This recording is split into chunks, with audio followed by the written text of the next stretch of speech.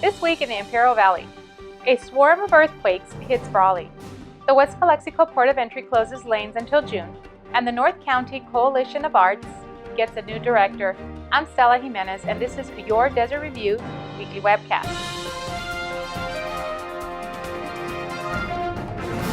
On New Year's Eve, Brawley experienced what seemed like a perfect storm of earthquakes, thunder, fireworks, and gunshots.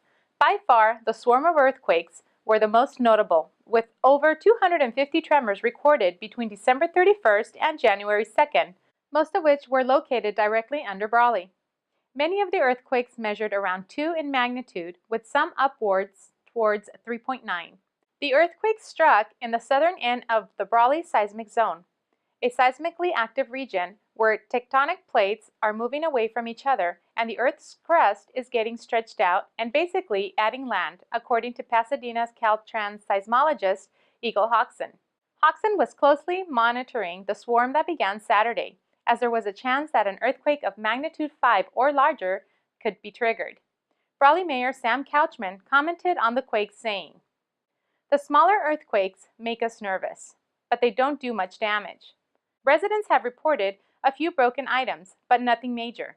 Instead, he brought attention to the amount of illegal fireworks and gunfire in the city. Here in Brawley, we have come to accept a certain amount of fireworks on certain holidays, that being the 4th of July and New Year's Eve. However, I'm becoming very concerned about the amount of illegal fireworks and gunfire that we have in the city and the amount of times they go off, which seems like every evening.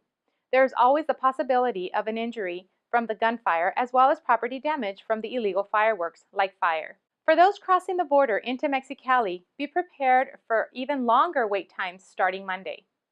The U.S. General Services Administration announced this week that 2 southbound lanes into Mexico at the Calexico Westland port of entry are closing due to the first phase of the modernization and expansion of the port, allowing only 1 southbound vehicle lane to remain open for those crossing into Mexicali. The road closure will stay in effect for the next 6 months to allow GSA to complete essential work currently in progress.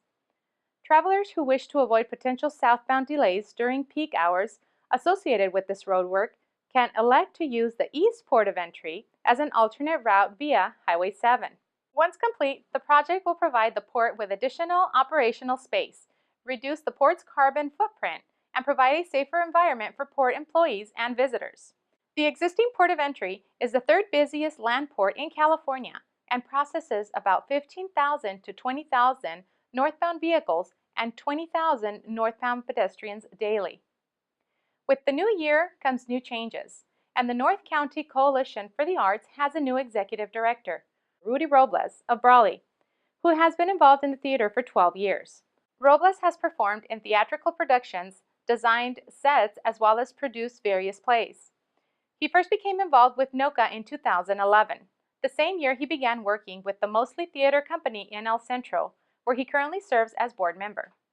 According to Robles, NoCCA has quite a year in store with the upcoming Beauty and the Beast play in May, with audition being held this week.